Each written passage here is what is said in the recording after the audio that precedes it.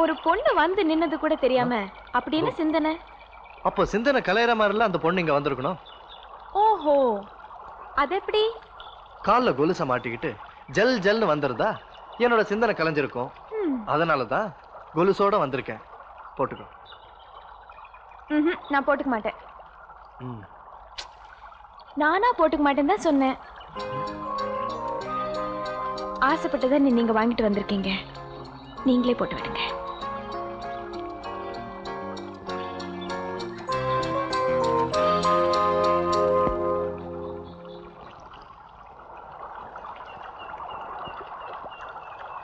கோவில் திருவிழால நான் பாடணுமா? ஏன் சின்ன குழந்தைங்க முன்னாடி தான் உன் வித்தைய காட்டுவியா? அப்படிதான் வச்சுங்களேன். அப்படி சொன்னா விட்டுருவேனா? ப்ளீஸ் என்ன வம்புல மாட்டி விடாதீங்க. இந்த பாரு, நான் வாக்கு கொடுத்துட்டேன், நீ பாடித்தான் ஆகணும், வேற வழி இல்ல. இது கிராமத்து பொது விஷயம், அவங்க எதிர்பார்க்கற மாதிரி எனக்கு பாட வராது. அவங்களும் ரசிக்கிற மாதிரி தான் பாட, புரியாதவங்களும் தலையாட்டி ரசிக்கிற மாதிரி பாடினாதான் சங்கீதத்துக்கு பெருமை. இசைக்கு நீ தொண்டு செய்யறதா அர்த்தம். எனக்காக நீ பாடித்தான் ஆகணும். சரி, சம்மதிக்கிறேன், அவ்வளவுதானே. இத பாரு, ஒப்புக்கு ஒத்துக்கிட்டு ஏதாவது எக்கு தப்பா பாடின, தொழிலுக்கு எப்பவுமே நான் துரோகம் பண்ண மாட்டேன். நீ பாடி எல்லாரையும் அசத்திரணும். ஏதாவது சொதப்புன, முன் வரிசையில தான் உட்கார்ந்து இருப்பேன், முதல் கல்லு ஏன் கல்லு தான் மேடைக்கு வரும். ஓகே? என்னங்க அது, முன் வரிசையில முதல் ஆளா நான் தான் உட்காந்துருப்பேன், ஒழுங்கா பாடலைன்னா முதல் கல்லு ஏன் கல்லு தான் மேடைக்கு வரும்னு சொன்னீங்க. இப்போ ஆளையும் கல்லையும் காணோம். மாலை வாங்க போன இடத்துல லேட் ஆயிடுச்சு. நீ எவ்வளவு பிரமாதமா பாடின, எனக்கு எவ்வளவு சந்தோஷமா போச்சு தெரியுமா? போய் சொல்லாதீங்க. என் பாட்டு எங்க கேட்டீங்க? நான் கேட்கலன்னு என்ன, ஜனங்க பாராட்டி பேசிட்டு போனதுதான் நான் கேட்டேனே. இந்த பாராட்டுக்கெல்லாம் நீங்க தானே காரணம்.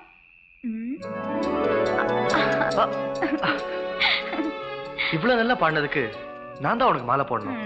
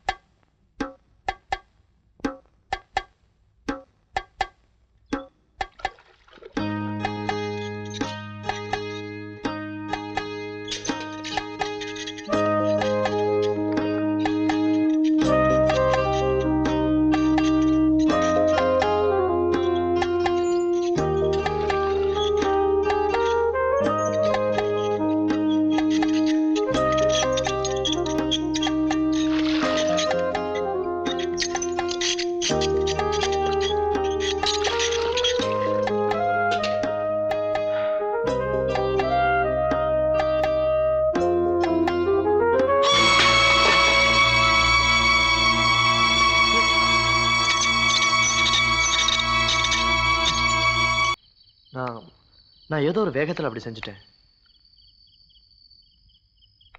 என்ன காட்டி கொடுக்க கூடாதுங்கிறதுக்காக தானே எங்க அம்மா கிட்ட சோறு வடிக்கும் போது கையில கொட்டிக்கிட்டதா சொன்னீங்க. நீங்க என்னை பத்தி என்ன வேணும்னாலும் நினைச்சுக்கலாம். அன்னைக்கு ஸ்கூல்ல தெரியாம செஞ்ச தப்புக்கு விருப்பமில்லாம மன்னிப்பு கேட்டேன். தெரிஞ்சே செஞ்ச தப்புக்கு இப்போ மனப்பூர்வமா மன்னிப்பு கேட்கிறேன். ஆரம்பத்துல இருந்தே விவரம் தெரியாம ரெண்டு பேரும் விரோதத்தை வளர்த்துக்கிட்டோம். மன்னிச்சேன்னு ஒரு வார்த்தை சொன்னா மனசு கொஞ்சம் ஆறுதலா இருக்கும். உங்களுக்கு எனக்கு இவ்வளவுக்கு ஆரம்ப காரணமே நீங்க தான். அன்னைக்கு நான் குளிக்கும் போது நீங்க நடந்துகிட்ட கேவலமான முறைக்கு சந்தி சிரிக்க வச்சிருக்க முடியும். உங்க அம்மா முகத்துக்காக விட்டேன். எனக்கு நான் சொல்ல வந்தது, இப்ப ஒண்ணும் தெரியாத மாதிரி நடிக்கிறீங்களா? எந்த முகத்தை வச்சுக்கிட்டு இந்த வீட்டுக்குள்ள மன்னிப்பு கேட்க வந்தீங்க? உங்க மரியாதையை காப்பாத்திக்கணும்னா முதல்ல வெளியே போங்க.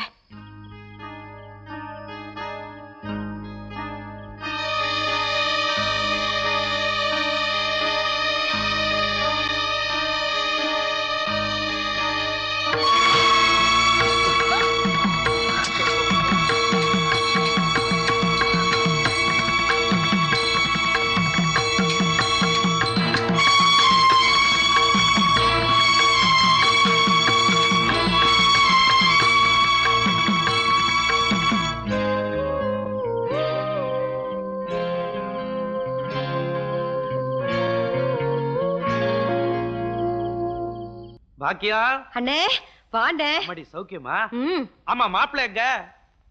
அடாடா, என்ன மாமா இதெல்லாம்? உங்க மண்ணில் விளையுதுங்கிறதுக்காக இங்க கொண்டாந்து தள்ளுறீங்களா? இதெல்லாம் நாங்க தின்னுத்தாகணும் இல்ல?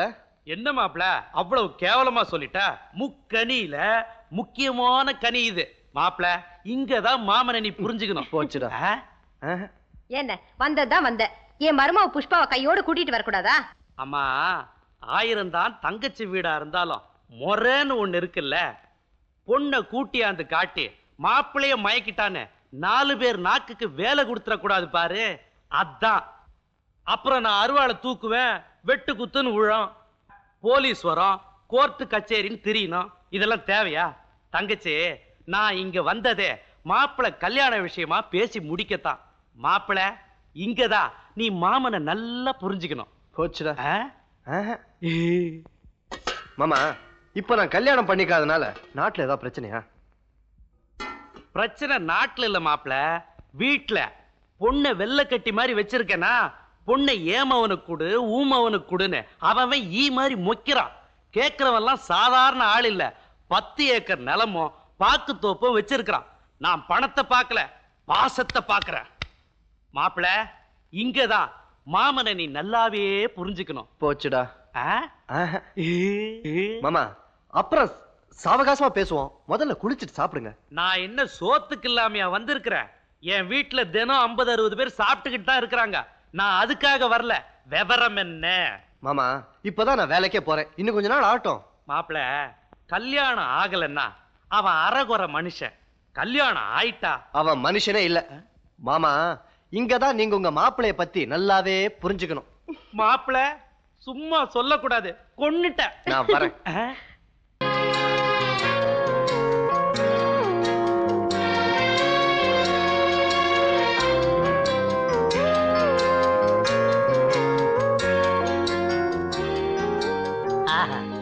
மெய்மறந்து நிற்கிறார்களே.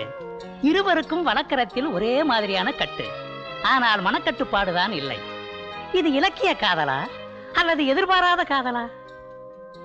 வணக்கம். தமிழுக்கு இன்று சரியான சோதனை. வணக்கம். வணக்கம். வணக்கம். என்னடா அது அட்டகாசமா வர? எல்லாம் டீச்சர் தான் வாங்கி கொடுத்தாங்க. படிக்கணும்னு ஆசைப்பட்டான், அதான் பள்ளிக்கூடத்துல சேர்த்து விடலான்னு கூட்டு வந்தேன். கச்சேரியில கிடைச்ச பணத்தை எல்லாம் நல்ல காரியத்துக்கு தான் யூஸ் பண்ணிருக்க. Very good. இதுக்கெல்லாம் மூல காரணமே நீங்க தான். அப்போ இந்த மாதிரி இருந்தாதான் உன்னோட அன்பும் அனுதாபமும் கிடைக்குங்கிற? இது பள்ளிக்கூடம். வணக்கம் டீச்சர். போதும், வா வா.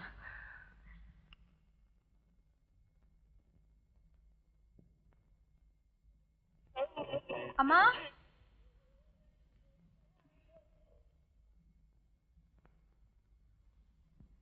அம்மா இல்லையா? இல்ல, கடைக்கு போயிருக்காங்க. தெரிஞ்சுதான் வந்திருக்கேன். அப்போ ஏதோ விஷயம் இருக்கு. ஆமா, உங்களுக்கு ஒண்ணு கொடுக்கறதுக்காக வந்திருக்கேன். உண்மையாவா? நிஜமாதான்.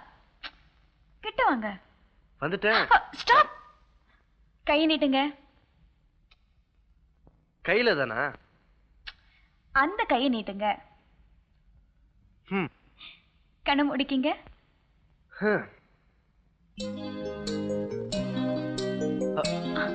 எதுக்கு இது? ஓ, நான் உனக்கு கொலுசு வாங்கி கொடுத்தனே, அதுக்கு பதிலாவா? இல்ல, அன்னைக்கு கோயில் திருவிழால உங்க வாட்ச் காணாம போச்சுல? ஆமா. இப்ப அதுக்கு என்ன? உங்க கையில வாட்ச் கட்டி பார்க்கணும்னு ஆசைப்பட்டேன். இப்ப கட்டிக்க முடியுமா முடியாதா? முடியாது. இனிமே நான் உங்க கூட பேச மாட்டேன், இந்த வீட்டு வாசப்படி மிதிக்க மாட்டேன்.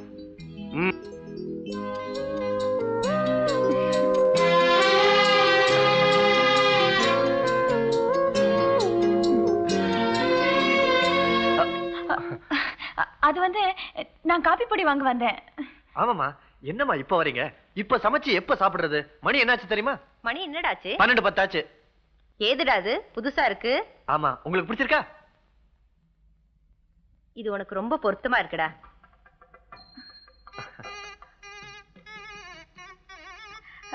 நான் வரேம்மா. என்னமோ கேட்டியே, நானும் பேச்சு பராக்குல மறந்துட்டேன். சக்கரை கேட்டேன். ஆமாமா. முதல்ல காபி பொடி தானே கேட்ட? ஆமாமா. ஆமாமா.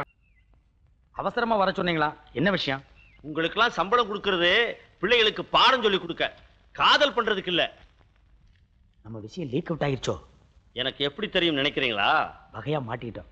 அந்த பன்னிவாயம் பியூனு கொடுத்தா ஒண்ணு பேசுவான், கொடுக்கலன்னா ஒண்ணு சொல்லுவான். அவன் சொல்றதெல்லாம் நம்பாதீங்க. நேர பார்த்தவனா மனசுல பயம் இருந்தா சைக்கிள ஜோடி போட்டு சுத்த சொல்லுமா? இன்னும் படியவே இல்லை, ஜோடியா? நம்ம சைக்கிள் எப்பவுமே சிங்கிள் தாங்க. நான் என்ன சொல்றேன்னு புரிஞ்சு பேசுங்க.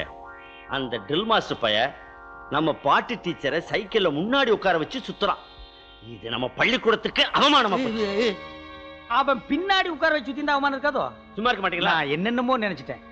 நான் போய் அவங்க 2 பேரும் டிஸ்மிஸ் பண்ணிடுறேன். பாவம் பொண்ணு என்ன பண்ணும்? பயமலை நடவடிக்கை எடுங்க. இது ஒரு முறை, புரியுதா? நீங்க சட்டையை போடுறதுக்குள்ள அங்க நடவடிக்கை எடுத்துறேன். என்ன சார் கூப்பிட்டீங்களா? உன் மேல நடவடிக்கை எடுக்க சொல்லி மைனரோட உத்தரவு. நான் என்ன சார் தப்பு பண்ணேன்?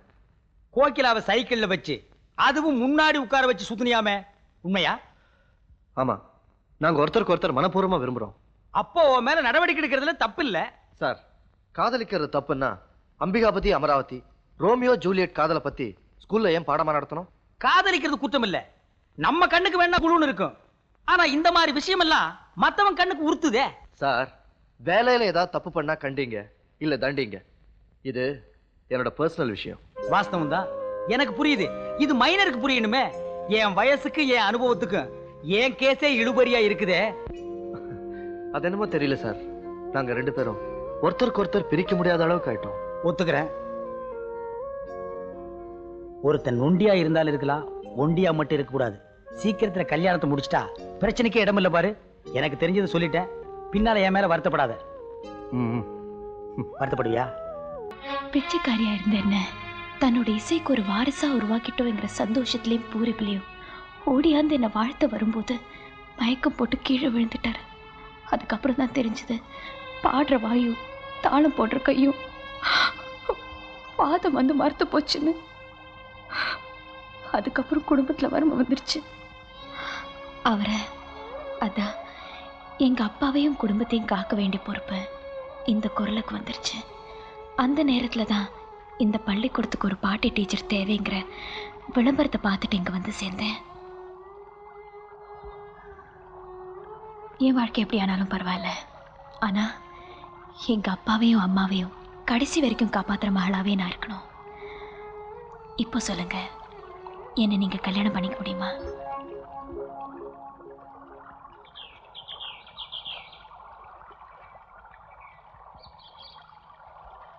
நான் என்ன பதில் சொல்லணும்னு விரும்புறேன்? நீங்க இப்படித்தான் சொல்லணும்னு வற்புறுத்த மாட்டேன். கோகிலா, நான் உன் கையை பிடிச்சி நீ என் வீட்டுக்கு வலது கால் எடுத்து வச்சு வரும்போது யார் யாரும் பின்னாடி வராங்களோ அவங்க அத்தனை பேரும் நம்ம குடும்பத்தை சேர்ந்தவங்க தான். போதுமா? என்ன இதெல்லாம்? ஏன்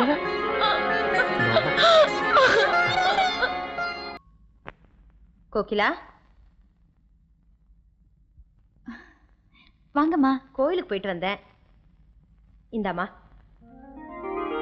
என்ன இருந்தாலும் ஆம்பளை புள்ள, அவன் இஷ்டத்துக்கு முடிவு எடுக்கலாம்.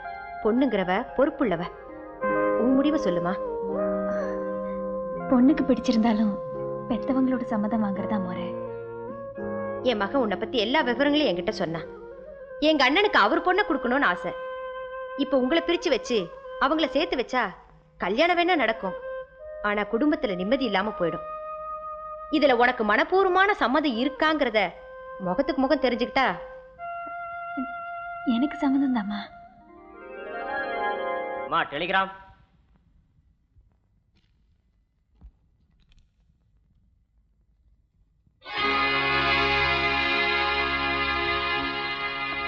என்னம்மா விஷயம்? எங்கிருந்து வந்திருக்கு? என்ன விவரம்னு தெரியல, உடனே பரப்பட்டு வர சொல்லி வந்திருக்கேன். தந்தினா கெட்டதா ஏமா நினைக்கிற? பதட்டப்படாதம்மா. இத பாரு, நீ போனதும் விவரம் தெரிஞ்சுக்கிட்டு நாங்க அங்க வர்றதா அவங்க இங்க வராங்களான்னு விவரத்துக்கு ஒரு கடுதாசி போடுமா. வண்டி ஏத்துறதுக்கு கண்ணன் அனுப்புறேன். வரேன். சரிம்மா.